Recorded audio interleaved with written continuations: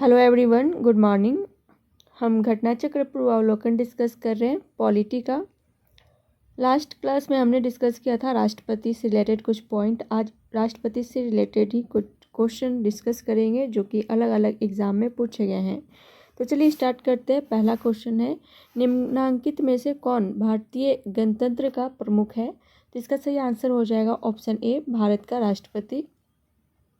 भारत एक गणराज्य है। इसका तात्पर्य है कि भारत का राष्ट्राध्यक्ष निर्वाचित होगा, न कि वंशानुगत।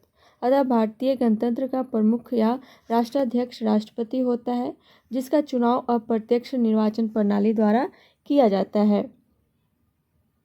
नेक्स्ट क्वेश्चन है, निम्न कथनों पर विचार कीजिए।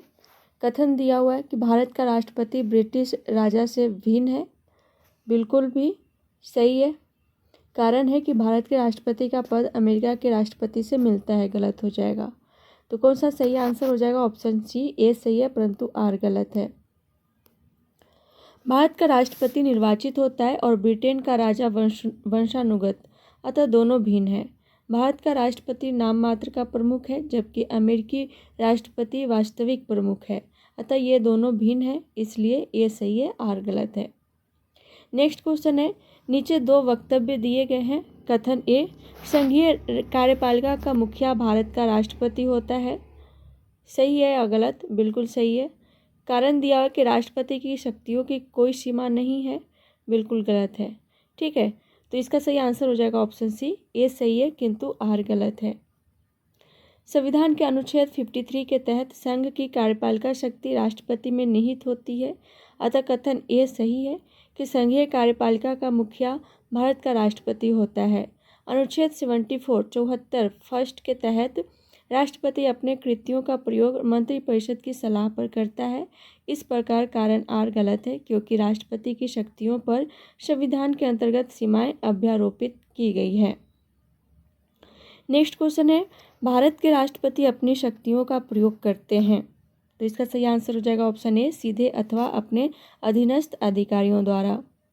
भारतीय संविधान के अनुसार भारत का एक राष्ट्रपति होगा अनुच्छेद 52 में, जिसमें संघ की कार्यपालिका शक्ति निहित होगी और वह इसका प्रयोग इस संविधान के अनुसार स्वयं या अपने अधीनस्थ अधिकारियों के द्वारा करेगा। अनुच्छेद 53 फर्स्ट। नेक्स्ट क्वेश्चन है, भारत का कार्यपालिका अध्यक्ष कौन है? तो इसका सही आंसर हो जाएगा ऑप्शन ए, राष्ट्रपति। नेक्स्ट क्वेश्चन है, अनुच्छेद 53(1) के अनुसार संघ की कार्यपालिका शक्ति राष्ट्रपति में निहित होगी, जिसका प्रयोग वह इस संविधान के अनुसार स्वयं या अपने अधीनस्थ अधिकारियों के द्वारा करेगा। इस प्रकार भारतीय संघ का कार्यपालिका अध्यक्ष राष्ट्रपति होता है। नेक्स्ट क्वेश्चन है, भारत के संविधान के अनुसार केंद्र की कार्यपालिका शक्ति निम्नलिखित में निहित है। तो इसका सही आंसर हो जाएगा ऑप्शन ए, केवल एक राष्ट्रपति में। ठीक है। नेक्स्ट क्वेश्चन है, संविधान के निम्नलिखित अनुच्छेदों में से किस एक के अंतर्गत संघ की कार्यपालिका शक्तियाँ राष्ट्रपति में निहित है? तो इसका सही आंसर हो जाएगा ऑप्शन सी, अनुच्छेद 53। नेक्स्ट क्वेश्चन है, भारतीय संविधान में समस्त कार्यपालिका शक्ति निहित है। तो इसका सही आंसर हो जाएगा ऑप्शन सी, राष्ट्रपति में। नेक्स्ट क्वेश्चन है, भारतीय संविधान में केंद्रीय सरकार की अधिशासी शक्तियों को किस में निहित किया गया है? तो इसका सही आंसर हो जाएगा ऑप्शन ए, भारत के राष्ट्रपति। नेक्स्ट क्वेश्चन है, नीचे दो वक्तव्य दिए गए हैं। कथन ए, संघ की कार्यपालिका शक्तियां भारत के राष्ट्रपति में निहित है। कारण दिया हुआ है कि कार्यपालिका शक्तियां सरकार का व्यवसाय चलाने से संबंधित है। उपयुक्त के संदर्भ में निम्न में से कौन सा एक सही है?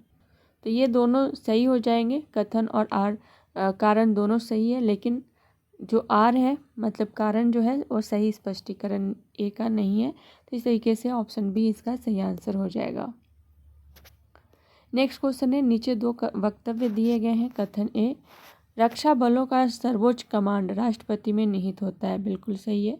कारण दिया हुआ है कि प्रधान सेनापति की हैसियत से राष्ट्रपति की शक्तियां विधायी नियंत्रण से स्वतंत्र है। गलत हो जाएगा। तो इस तरीके से ऑप्शन सी इसका सही आंसर है। संविधान के अनुच्छेद 53(2) के अधीन संघ के रक्षा बलों का सर्वोच्च समादेश राष्ट्रपति में निहित है, परंतु उसका प्रयोग विधि द्वारा विनियमित होने की बात कही गई है। इस प्रकार प्रश्नगत कथन तो सही है, परंतु कारण गलत है। नेक्स्ट क्वेश्चन है, वह राष्ट्र का प्रतिनिधित्व करता है परंतु राष्ट्र का नेतृत्व नहीं करता है। यह उक्ति निम्न में से किस पर लागू होती है? तो इसका सही आंसर हो जाएगा ऑप्शन बी, राष्ट्रपति।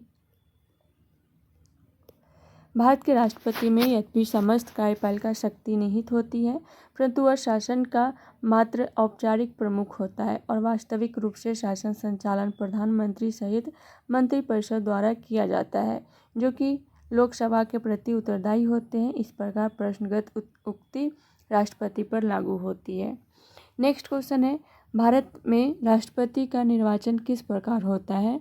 तो इसका सही आंसर हो जाएगा ऑप्शन डी, अप्रत्यक्ष मतदान से।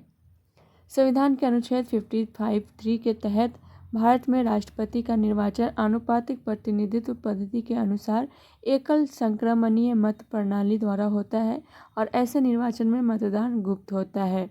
अनुच्छेद 54 के अनुसार राष्ट्रपति के चुनाव के निर्वाचक मंडल में संसद के दोनों सदनों के निर्वाचित सदस्य और राज्य विधानसभाओं के निर्वाचित सदस्य तथा दिल्ली और पुदुचेरी विधानसभाओं के निर्वाचित सदस्य शामिल होते हैं। अर्थात जनता राष्ट्रपति के निर्वाचन में प्रत्यक्ष भाग नहीं लेती है। ठीक है, इस प्रकार राष्ट्रपति का निर्वाचन अप्रत्यक्ष निर्वाचन है। नेक्स्ट क्वेश्चन है, कथन दिया है कि भारत का राष्ट्रपति अप्रत्यक्ष निर्वाचन से चुना जाता है। बिल्कुल सही है। ठीक है, कारण दिया हुआ है कि एक निर्वाचक मंडल की व्यवस्था है जो संसद के दोनों सदनों और राज्यों की विधानसभाओं के निर्वाचित सदस्यों से को मिलाकर बनता है। ठीक है, तो ये भी सही है, कारण भी सही है और स्पष्टीकरण भी सही है। तो ऑप्शन सी इसका सही आंसर हो जाएगा। ए और आर दोनों सही है और ए का सही स्पष्टीकरण आर है। नेक्स्ट क्वेश्चन है, भारत में राष्ट्रपति का चुनाव किया जाता है। तो इसका सही आंसर हो जाएगा ऑप्शन बी और सी, एकल हस्तांतरणीय मत प्रणाली द्वारा और आनुपातिक मत प्रणाली द्वारा। नेक्स्ट क्वेश्चन है, राष्ट्रपति के निर्वाचन मंडल के सदस्य होते हैं। कौन कौन होते हैं इसके सदस्य? तो संसद के दोनों सदनों के निर्वाचित सदस्य, बिल्कुल सही है। राज्य विधानमंडलों के दोनों सदनों के निर्वाचित सदस्य नहीं, दोनों सदनों के निर्वाचित नहीं होते हैं। राज्य विधानसभा के निर्वाचित सदस्य होते हैं। नेक्स्ट है, सभी राज्यों की विधानसभाओं के निर्वाचित सदस्य। हाँ, बिल्कुल सही है। ठीक है, नेक्स्ट है, दिल्ली और पुदुचेरी विधानसभाओं के निर्वाचित सदस्य। बिल्कुल सही है। तो इसमें से कूट दिया हुआ है, तो इसमें से कौन सा सही आंसर हो जाएगा? 1, 3, 4, ऑप्शन डी इसका सही आंसर है। संविधान का अनुच्छेद 54 राष्ट्रपति के निर्वाचक मंडल के सदस्यों का प्रावधान करता है, जिसमें निम्नलिखित सदस्य होते हैं। फर्स्ट, संसद के दोनों सदनों के निर्वाचित सदस्य। सेकंड, राज्यों की विधानसभाओं के निर्वाचित सदस्य। थर्ड, दिल्ली और पुदुचेरी विधानसभाओं के निर्वाचित सदस्य। 17वें संविधान संशोधन 1992 द्वारा अंतःस्थापित राज्यों की विधान परिषदों के सदस्य इस निर्वाचक मंडल में शामिल नहीं होते हैं। ठीक है, नोट है कि राष्ट्रपति के निर्वाचक मंडल में जम्मू और कश्मीर संघ राज्य क्षेत्र की विधानसभा के निर्वाचित सदस्यों को अभी शामिल नहीं किया गया है। नेक्स्ट क्वेश्चन है, भारतीय संविधान के 17वें संशोधन द्वारा भारत के राष्ट्रपति के चुनाव में जिन 2 केंद्र शासित प्रदेशों को भाग लेने का अधिकार दिया गया है वे हैं। तो इसका सही आंसर हो जाएगा ऑप्शन बी, दिल्ली और पुदुचेरी। नेक्स्ट क्वेश्चन है, निम्नलिखित में से कौन भारत के राष्ट्रपति के निर्वाचन हेतु निर्वाचक गण में सम्मिलित नहीं है? तो इसका सही आंसर हो जाएगा ऑप्शन डी, राज्यों की विधान परिषदों के निर्वाचित सदस्य। नेक्स्ट क्वेश्चन है, निम्नलिखित में से कौन राष्ट्रपति के निर्वाचन हेतु निर्वाचक गण के सदस्य हैं? नीचे दिए कूट से सही उत्तर चुनिए। तो यहाँ आपको बताना है। तो अभी हमने देखा कि संसद के दोनों सदनों के सभी सदस्य नहीं होते हैं, निर्वाचित सदस्य होते हैं। ठीक है, और राज्य विधानसभाओं के निर्वाचित सदस्य होते हैं और संघ राज्य क्षेत्र मतलब दिल्ली और पुदुचेरी के ही केवल निर्वाचित सदस्य होते हैं। तो इसमें कोई आंसर नहीं दिया हुआ है, तो इसको ध्यान में रखिएगा। नेक्स्ट क्वेश्चन है, भारत के राष्ट्रपति के चुनाव मंडल में कौन कौन सम्मिलित होते हैं?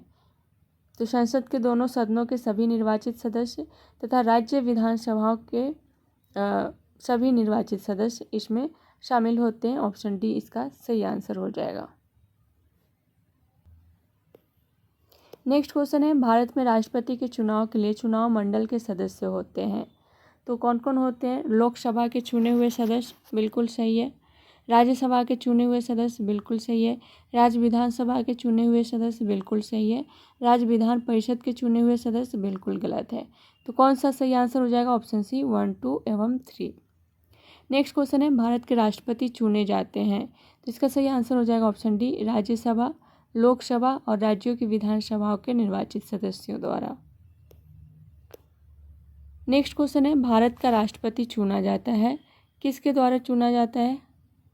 तो इनका निर्वाचन होता है ना भारत के राष्ट्रपति का, तो इसमें से कोई आंसर नहीं और कौन कौन शामिल होते हैं उनके निर्वाचन में, वो भी हमने देखा। नेक्स्ट क्वेश्चन है, निम्नलिखित में से कौन राष्ट्रपति के चुनाव प्रकलन के लिए सही नहीं है? तो इसका सही आंसर हो जाएगा ऑप्शन डी, निर्वाचक मंडल के अपूर्ण होने के आधार पर राष्ट्रपति का चुनाव स्थगित किया जा सकता है।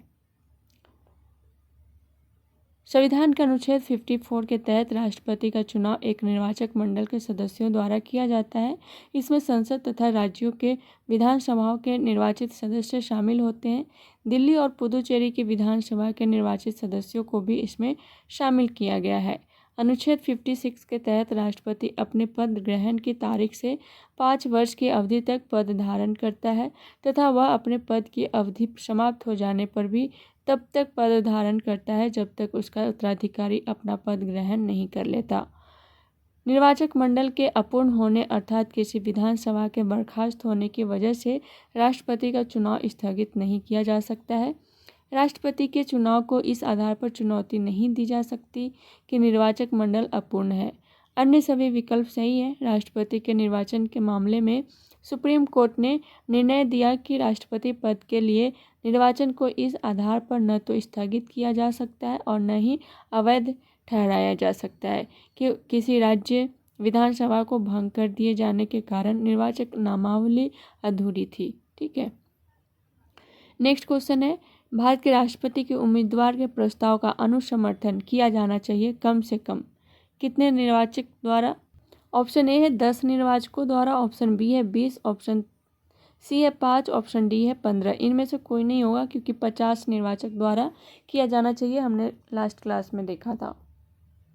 राष्ट्रपति एवं उपराष्ट्रपति निर्वाचन अधिनियम 1952 के तहत भारत के राष्ट्रपति पद के उम्मीदवार के लिए कम से कम 50 निर्वाचकों, निर्वाचित सदस्यों एवं विधायकों का प्रस्तावक होना आवश्यक है तथा साथ ही कम से कम 50 निर्वाचकों, निर्वाचित सांसदों एवं विधायकों द्वारा इस प्रस्ताव का अनुसमर्थन किया जाना चाहिए। 1997 से पूर्व प्रस्तावकों एवं अनुमोदकों की संख्या 10 थी। नेक्स्ट क्वेश्चन है, निम्न कथनों पर विचार कीजिए। भारत के राष्ट्रपति चुनाव के निर्वाचक मंडल में कौन सा सही होगा?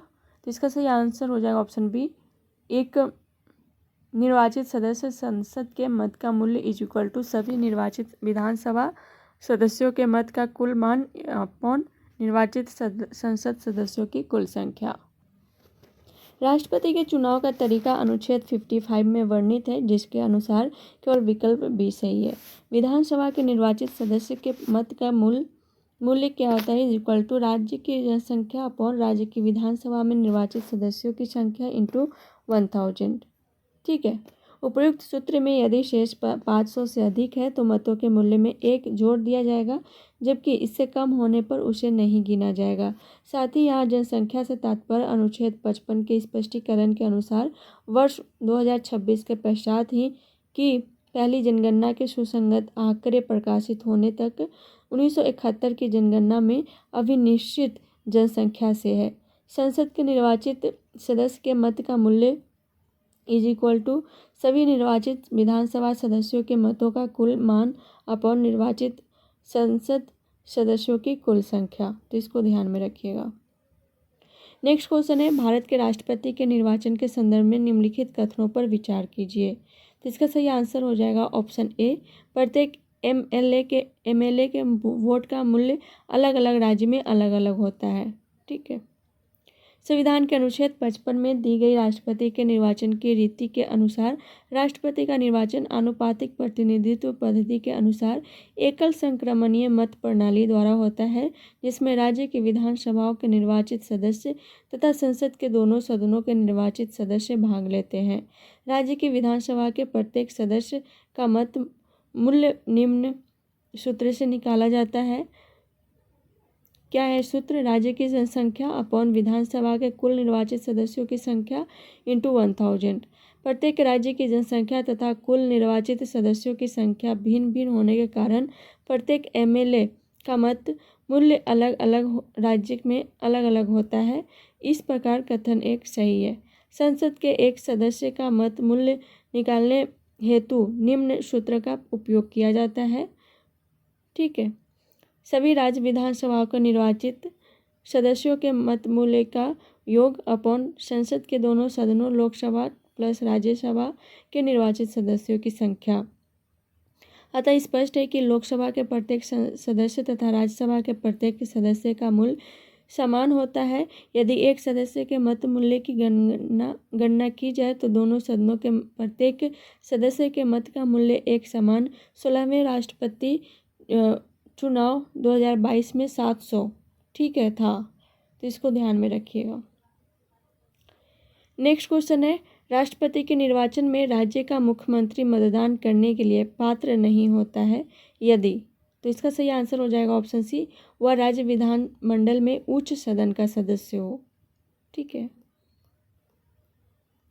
अनुच्छेद 54 के अनुसार राष्ट्रपति के चुनाव में राज्य विधानमंडल के उच्च सदन अर्थात विधान परिषद के सदस्य मतदान नहीं कर सकते हैं। अतः यदि मुख्यमंत्री इस सदन का सदस्य है तो वह राष्ट्रपति के चुनाव में मतदान करने के लिए पात्र नहीं होता है। नेक्स्ट क्वेश्चन है, भारत के राष्ट्रपति के चुनाव में राज्य की विधानसभा के प्रत्येक निर्वाचित सदस्य के वोटों की संख्या उस राज्य की जनसंख्या को विधानसभा की कुल निर्वाचित सदस्य संख्या द्वारा विभाजित कर प्राप्त भागफल के 1000 के गुणकों के बराबर होती है।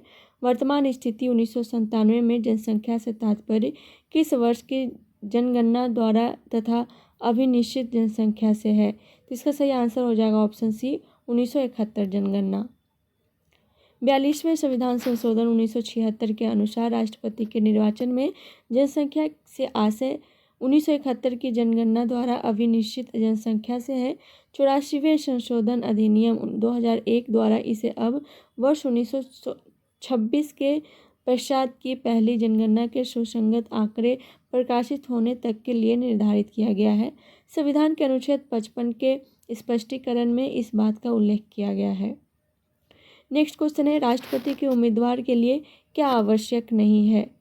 तो इसका सही आंसर क्या होगा? ऑप्शन ए है आयु 35 वर्ष हो, ऑप्शन बी है पढ़ा लिखा हो, ऑप्शन सी है सांसद चुने जाने की योग्यता रखता हो, ऑप्शन डी है देश का नागरिक हो। तो इसका सही आंसर हो जाएगा ऑप्शन बी। संविधान के अनुच्छेद 58 फर्स्ट में राष्ट्रपति निर्वाचित होने के लिए अर्हताओं का उल्लेख किया गया है, जिसके अनुसार उम्मीदवार का पढ़ा लिखा होना अर्हता नहीं है। नेक्स्ट क्वेश्चन है, भारतीय राष्ट्रपति के विषय में निम्नलिखित कथनों पर विचार कीजिए। फर्स्ट कथन है कि उसे भारत का जन्मा नागरिक होना चाहिए, गलत हो जाएगा। ठीक है, वो भारतीय नागरिक होना चाहिए या भारत का जन्मा हो या नहीं। ठीक है। नेक्स्ट है, उसे 35 वर्ष की उम्र पूरी कर लेनी चाहिए, सही होगा। उसे संसद का सदस्य निर्वाचित होने की योग्यता रखनी चाहिए,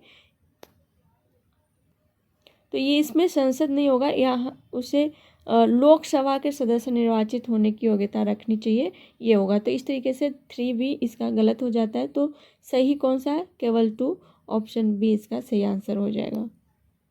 राष्ट्रपति पद के लिए निर्वाचित होने के लिए अनुच्छेद 58 फर्स्ट के अनुसार निम्नलिखित योग्यताएं होनी चाहिए। फर्स्ट, भारत का नागरिक हो। सेकेंड, 35 वर्ष की आयु पूरी कर चुका हो। थर्ड, लोकसभा का सदस्य निर्वाचित होने की योग्यता रखता हो। अतः स्पष्ट है कि राष्ट्रपति पद हेतु भारत का नागरिक होना आवश्यक है, न कि भारत का जन्म नागरिक। इसी प्रकार उसे संसद, राज्यसभा एवं लोकसभा का सदस्य नहीं बल्कि लोकसभा का सदस्य निर्वाचित होने की योग्यता रखनी चाहिए। ठीक है। नेक्स्ट क्वेश्चन है, एक सांसद अथवा विधानसभा का सदस्य राष्ट्रपति निर्वाचित को हो सकता है, परंतु इसका सही आंसर हो जाएगा ऑप्शन सी, निर्वाचित होने के तुरंत उपरांत अपनी सदस्यता छोड़नी होगी। संविधान के अनुच्छेद 59 फर्स्ट के अनुसार यदि संसद के किसी सदन का या किसी राज्य के विधानमंडल के किसी सदन का कोई सदस्य राष्ट्रपति निर्वाचित हो जाता है तो यह समझा जाएगा कि उसने उस सदन में अपना स्थान राष्ट्रपति के रूप में अपने पद ग्रहण की तारीख से रिक्त कर दिया है। ठीक है। नेक्स्ट क्वेश्चन है, भारत का राष्ट्रपति कितनी बार पुनः चुनाव के लिए पात्र होता है? तो ऑप्शन ए है 1 बार, ऑप्शन बी है 2 बार, ऑप्शन सी है 3 बार, ऑप्शन डी है कितनी भी बार, ऑप्शन ई है उपयुक्त में से कोई नहीं, उपयुक्त में से एक से अधिक। तो इसका सही आंसर हो जाएगा ऑप्शन डी, कितनी भी बार। भारतीय संविधान का अनुच्छेद 57 राष्ट्रपति के पुनर्निर्वाचन के लिए पात्रता निर्धारित करता है। इस अनुच्छेद के अनुसार कोई व्यक्ति जो राष्ट्रपति के रूप में पद धारण करता है या कर चुका है, इस संविधान के अन्य उपबंधों के अधीन रहते हुए उस पद के लिए पुनर्निर्वाचन का पात्र होगा। इस प्रकार भारत का राष्ट्रपति कितनी भी बार पुनः चुनाव के लिए पात्र होता है। नेक्स्ट क्वेश्चन है कि भारतीय संविधान का कौन सा अनुच्छेद राष्ट्रपति के पद के लिए पुनः निर्वाचन की योग्यता निर्धारित करता है? ऑप्शन ए है अनुच्छेद 52, ऑप्शन बी है अनुच्छेद 54, ऑप्शन सी है अनुच्छेद 55, ऑप्शन डी है अनुच्छेद 57। तो इसका सही आंसर हो जाएगा ऑप्शन डी, अनुच्छेद 57। नेक्स्ट क्वेश्चन है, अगर भारत के राष्ट्रपति के चुनाव में कोई विवाद है तो उस विवाद को सौंपा जा सकता है। तो इसका सही आंसर हो जाएगा ऑप्शन सी, भारत के सर्वोच्च न्यायालय को। अगर भारत के राष्ट्रपति के चुनाव में कोई विवाद है तो उस विवाद को अनुच्छेद 71 फर्स्ट के अनुसार भारत के सर्वोच्च न्यायालय को सौंपा जाएगा और सर्वोच्च न्यायालय द्वारा किया गया विनिश्चय अंतिम होगा। नेक्स्ट क्वेश्चन है, राष्ट्रपति 5 वर्ष तक अपने पद पर रहता है। तो इसका सही आंसर हो जाएगा ऑप्शन सी, अपने पद ग्रहण के दिन से। अनुच्छेद 56 फर्स्ट के अनुसार राष्ट्रपति अपने पद ग्रहण के दिन से 5 वर्ष की अवधि तक पद पर धारण करता है। नेक्स्ट क्वेश्चन है, भारत के राष्ट्रपति अपना त्यागपत्र किसको संबोधित करके देते हैं? तो इसका सही आंसर हो जाएगा ऑप्शन बी, उपराष्ट्रपति को। अनुच्छेद 56 फर्स्ट क के अनुसार भारत का राष्ट्रपति अपना त्यागपत्र उपराष्ट्रपति को संबोधित करके देता है और उपराष्ट्रपति इसकी सूचना लोकसभा अध्यक्ष को तुरंत देता है। ठीक है, अनुच्छेद 56(2) के तहत। नेक्स्ट क्वेश्चन है, भारत का राष्ट्रपति अपना त्यागपत्र किसको सौंपता है? तो इसका सही आंसर हो जाएगा ऑप्शन बी, भारत के उपराष्ट्रपति को। नेक्स्ट क्वेश्चन है, भारत के राष्ट्रपति को उसके पद से हटाया जा सकता है। तो इसका सही आंसर हो जाएगा ऑप्शन डी, संसद द्वारा। अनुच्छेद 56 के खंड फर्स्ट के उपखंड ख के अनुसार संविधान का अतिक्रमण करने पर राष्ट्रपति को अनुच्छेद 61 में उपबंधित अनुच्छेद 61 राष्ट्रपति पर महाभियोग चलाने की प्रक्रिया रीति से संसद द्वारा चलाए गए महाभियोग के माध्यम से पद से हटाया जा सकता है। नेक्स्ट क्वेश्चन है, भारतीय संविधान के किस अनुच्छेद के तहत राष्ट्रपति पर महाभियोग चलाया जा सकता है? तो इसका सही आंसर हो जाएगा ऑप्शन डी, अनुच्छेद 61 के द्वारा। नेक्स्ट क्वेश्चन है, भारत के राष्ट्रपति को महाभियोग द्वारा हटाने की प्रक्रिया निम्नलिखित में से किस अनुच्छेद में वर्णित है? तो इसका सही आंसर हो जाएगा ऑप्शन बी, अनुच्छेद 61। नेक्स्ट क्वेश्चन है, भारत के राष्ट्रपति को कार्य अवधि की समाप्ति से पूर्व भी पद से हटाया जा सकता है। तो इसका सही आंसर हो जाएगा ऑप्शन सी, महाभियोग द्वारा। नेक्स्ट क्वेश्चन है, राष्ट्रपति पर महाभियोग का आरोप संसद के किस सदन द्वारा लगाया जा सकता है? तो इसका सही आंसर हो जाएगा ऑप्शन सी, संसद के किसी भी सदन द्वारा। राष्ट्रपति पर महाभियोग चलाने की प्रक्रिया का वर्णन अनुच्छेद 61, बहुत इंपॉर्टेंट है, ध्यान में रखिएगा, अनुच्छेद 61 में किया गया है। अनुच्छेद 61 फर्स्ट के अनुसार राष्ट्रपति पर महाभियोग का आरोप संसद का कोई सदन लगाएगा और अनुच्छेद 61(3) के अनुसार दूसरा सदन उस आरोप का अन्वेषण करेगा या कराएगा और ऐसे अन्वेषण में राष्ट्रपति को स्वयं उपस्थित होने का तथा अपना प्रतिनिधित्व कराने का अधिकार होगा। नेक्स्ट क्वेश्चन है, भारतीय संविधान के निम्नलिखित अनुच्छेदों में से कौन सा भारतीय राष्ट्रपति के महाभियोग से संबंधित है? तो इसका सही आंसर हो जाएगा ऑप्शन सी, अनुच्छेद 61। नेक्स्ट क्वेश्चन है, निम्न में से भारत के राष्ट्रपति का महाभियोग लगाने का अधिकार किसे है? तो इसका सही आंसर हो जाएगा ऑप्शन ए, संसद के दोनों सदनों को। नेक्स्ट क्वेश्चन है, भारत के संविधान के उल्लंघन के आधार पर राष्ट्रपति के विरुद्ध किसके द्वारा महाभियोग लगाया जा सकता है? तो इसका सही आंसर हो जाएगा ऑप्शन डी, संसद के दोनों सदनों द्वारा। नेक्स्ट क्वेश्चन है, भारत के राष्ट्रपति पर महाभियोग चलाने के लिए कम से कम कितने दिन पूर्व की सूचना आवश्यक है? तो इसका सही आंसर हो जाएगा ऑप्शन बी, 14 दिन। भारत के राष्ट्रपति पर महाभियोग संविधान के अतिक्रमण के आधार पर चलाया जा सकता है जब संसद का कोई सदन इस प्रकार का आरोप लगाए। संविधान के अनुच्छेद 61(2) के अनुसार ऐसा कोई आरोप तब तक नहीं लगाया जाएगा जब तक कि ऐसा आरोप लगाने की प्रस्तावना किसी ऐसे संकल्प में अंतर्विष्ट नहीं है जो कम से कम 14 दिन की ऐसी लिखित सूचना के दिए जाने के पश्चात प्रस्तावित किया गया हो। इस प्रकार 14 दिन की अग्रिम सूचना के साथ ही संकल्प पर सदन की कुल सदस्य संख्या के कम से कम 1/4 सदस्यों के हस्ताक्षर भी होने चाहिए तथा उस सदन की कुल सदस्य संख्या के कम से कम 2/3 बहुमत द्वारा ऐसा संकल्प पारित भी होना चाहिए। नेक्स्ट क्वेश्चन है, निम्नलिखित में से कौन सा भारत के राष्ट्रपति के निर्वाचक गण का तो भाग है परंतु उसके महाभियोग अभिकरण का भाग नहीं है। इसका सही आंसर हो जाएगा ऑप्शन डी, राज्यों की विधानसभाएं। अनुच्छेद 61 के अनुसार राष्ट्रपति पर महाभियोग एक अर्ध न्यायिक प्रक्रिया है जो संसद में चलाई जाती है। इसमें राज्यों की विधानसभाएं भाग नहीं लेती हैं, जबकि अनुच्छेद 54 ख के अनुसार राज्यों की विधानसभाओं के निर्वाचित सदस्य राष्ट्रपति के निर्वाचक गण का भाग हैं। ध्यातव्य है कि राज्यों की विधान परिषदें राष्ट्रपति के निर्वाचक गण का भाग नहीं है। नेक्स्ट क्वेश्चन है, भारत के राष्ट्रपति के महाभियोग की प्रक्रिया है, तो इसका सही आंसर हो जाएगा ऑप्शन ए, अर्ध न्यायिक प्रक्रिया। नेक्स्ट क्वेश्चन है, राष्ट्रपति की रिक्त स्थान भर लिया जाना चाहिए, तो इसका सही आंसर हो जाएगा ऑप्शन बी, 6 माह में। संविधान के अनुच्छेद 62 फर्स्ट के अनुसार राष्ट्रपति की पदावधि की समाप्ति से हुई रिक्ति को भरने के लिए निर्वाचन पदावधि की समाप्ति से पहले ही पूर्ण कर लिया जाएगा। अनुच्छेद 62(2) के अनुसार यदि रिक्ति राष्ट्रपति की मृत्यु, पद त्याग या पद से हटाए जाने के कारण हुई है तो उसके रिक्ति को भरने के लिए निर्वाचन रिक्ति होने की तारीख के पश्चात यथाशीघ्र और प्रत्येक दशा में 6 माह बीतने से पहले किया जाएगा। नेक्स्ट क्वेश्चन है, पदासीन राष्ट्रपति की पदावधि की समाप्ति से भिन्न किसी कारण से उत्पन्न होने वाली रिक्ति की दशा में रिक्ति भरने के लिए निर्वाचन अवश्य हो जाना चाहिए। इसका सही आंसर हो जाएगा ऑप्शन ए, रिक्ति होने की तिथि से 6 माह के भीतर। नेक्स्ट क्वेश्चन है, भारत में राष्ट्रपति की मृत्यु, पद त्याग अथवा हटाए जाने पर पद में हुई रिक्ति को भरने की समय सीमा क्या है, तो इसका सही आंसर हो जाएगा ऑप्शन डी, 6 माह। नेक्स्ट क्वेश्चन है, जब राष्ट्रपति मृत्यु, त्यागपत्र, पदच्युत या अन्य कारणों से अपने कर्तव्यों को नहीं निभा सकता है तो उपराष्ट्रपति कितने समय तक राष्ट्रपति के रूप में कार्य करता है, तो इसका सही आंसर हो जाएगा ऑप्शन डी, 6 माह।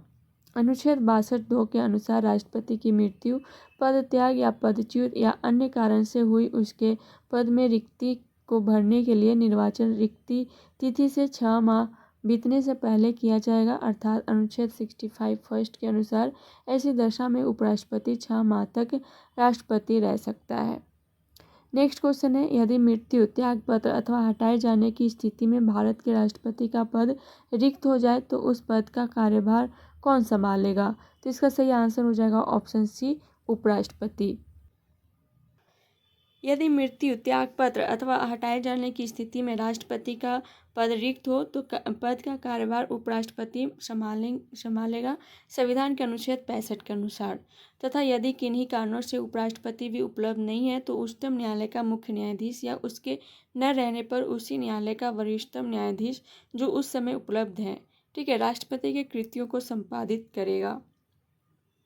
नेक्स्ट क्वेश्चन है, यदि भारत के राष्ट्रपति का पद रिक्त हो जाए और कोई उपराष्ट्रपति भी ना हो तब निम्न में से कौन कार्यवाहक राष्ट्रपति होगा, तो इसका सही आंसर हो जाएगा ऑप्शन डी, सर्वोच्च न्यायालय का मुख्य न्यायाधीश।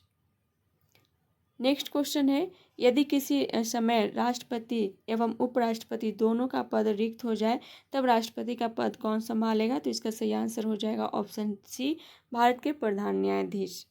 नेक्स्ट क्वेश्चन है, यदि राष्ट्रपति एवं उपराष्ट्रपति का पद खाली हो तो भारत के राष्ट्रपति के पद पर कौन होता है, तो इसका सही आंसर हो जाएगा ऑप्शन बी, भारत का मुख्य न्यायाधीश। नेक्स्ट क्वेश्चन है, यदि भारत के राष्ट्रपति एवं उपराष्ट्रपति का पद एक ही समय बिंदु पर खाली हो जाता है तो राष्ट्रपति का पद अस्थायी तौर पर निम्नांकित अधिकारी धारण करेगा, तो इसका सही आंसर हो जाएगा ऑप्शन बी, सर्वोच्च न्यायालय का मुख्य न्यायाधीश। नेक्स्ट क्वेश्चन है, कथन दिया हुआ है कि अपने कार्यकाल के दौरान भारत के राष्ट्रपति के विरुद्ध किसी भी न्यायालय में मुकदमा नहीं चलाया जा सकता। कारण दिया हुआ है कि राष्ट्रपति का पद संविधान के ऊपर होता है। तो इसका एक्सप्लेनेशन देख लेते हैं कि संविधान के अनुच्छेद 52 के अनुसार भारत का एक राष्ट्रपति होगा तथा अनुच्छेद 53 के अनुसार संघ की कार्यपालिका शक्ति राष्ट्रपति में निहित होगी, परंतु संसदीय शासन व्यवस्था होने के कारण राष्ट्रपति मंत्रिपरिषद की सलाह पर कार्य करता है। अनुच्छेद 361 फर्स्ट के तहत राष्ट्रपति या राज्यपाल को उनके द्वारा किए गए शासकीय कार्यों के लिए विधिक कार्यवाही के से उन्मुक्ति प्राप्त है। अनुच्छेद 361(2) के अनुसार अपने कार्यकाल के दौरान राष्ट्रपति या किसी राज्य के राज्यपाल के विरुद्ध किसी भी न्यायालय में आपराधिक या दंडित मुकदमा नहीं चलाया जा सकता है, परंतु अनुच्छेद 361(4) के प्रावधान के तहत उनके द्वारा व्यक्तिगत हैसियत से किए गए कार्य के संबंध में उनके विरुद्ध अनुतोष का दावा करने वाला दीवानी मुकदमा तत्संबंधी विस्तृत लिखित सूचना उन्हें या उनके कार्यालय में देने के 2 माह पश्चात चलाया जा सकता है। ठीक है, नेक्स्ट क्वेश्चन है, राष्ट्रपति लोकसभा को कब भंग कर सकते हैं? ऑप्शन ए है भारत के प्रधान न्यायाधीश की अनुशंसा पर, ऑप्शन बी है लोकसभा की अनुशंसा पर, ऑप्शन सी है केंद्रीय विधानमंडल की अनुशंसा पर, ऑप्शन डी है राज्यसभा की अनुशंसा पर। तो इसका सही आंसर हो जाएगा ऑप्शन सी, केंद्रीय मंत्रिमंडल की अनुशंसा पर। अनुच्छेद 85(2) ख के अनुसार राष्ट्रपति लोकसभा भंग कर सकता है, किंतु राष्ट्रपति की यह शक्ति अनुच्छेद 74 फर्स्ट के अधीन है, अर्थात वह ऐसा केंद्रीय मंत्रिपरिषद की अनुशंसा या सलाह पर कर सकता है। उल्लेखनीय कि मंत्रिमंडल में कैबिनेट स्तर के मंत्री शामिल होते हैं, जबकि मंत्रिपरिषद में सभी कैबिनेट राज्य मंत्री शामिल होते हैं। हालांकि मंत्रिपरिषद द्वारा लोकसभा में बहुमत खो देने पर उसके द्वारा दी गई लोकसभा को समय पूर्व भंग करने की सलाह राष्ट्रपति पर बाध्यकारी नहीं होती है तथा इस संदर्भ में राष्ट्रपति अपने विवेक का अधिकार का प्रयोग कर सकता है। तो आज के लिए इतना ही, बाकी क्वेश्चंस हम नेक्स्ट क्लास में डिस्कस करेंगे। तब तक के लिए thank you so much and all the best.